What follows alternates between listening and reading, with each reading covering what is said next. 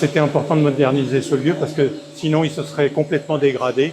Et puis, c'est quelque part partie de l'histoire de l'Anjou. On est ici dans un tribunal qui est tout à fait original, puisqu'il est d'inspiration du tribunal de grande instance de Paris. On a conservé, entre autres, les colonnes. On a conservé jusque dans les défauts de la pierre, où on voit les traces de fer. Et puis, bien sûr, la salle d'audience en tout premier lieu. On a ici les bancs du public, vous voyez, donc il n'y avait pas énormément de public.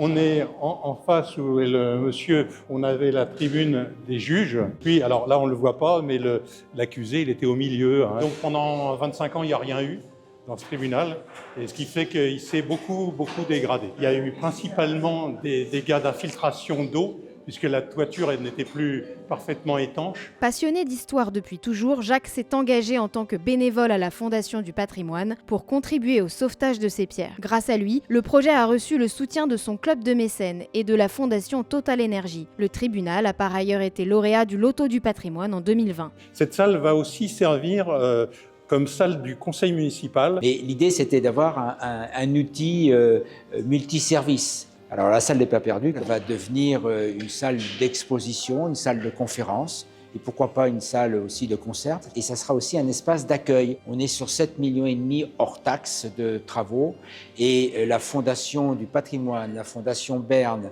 la Fondation Total Énergie, on arrive quasiment à 800 000 €. Donc c'est pour nous un sérieux coup de main. La Fondation du patrimoine recherche des bénévoles pour sauver le patrimoine français. Tous les profils sont les bienvenus. Comme Jacques, engagez-vous et donnez de votre temps pour rendre la France plus belle.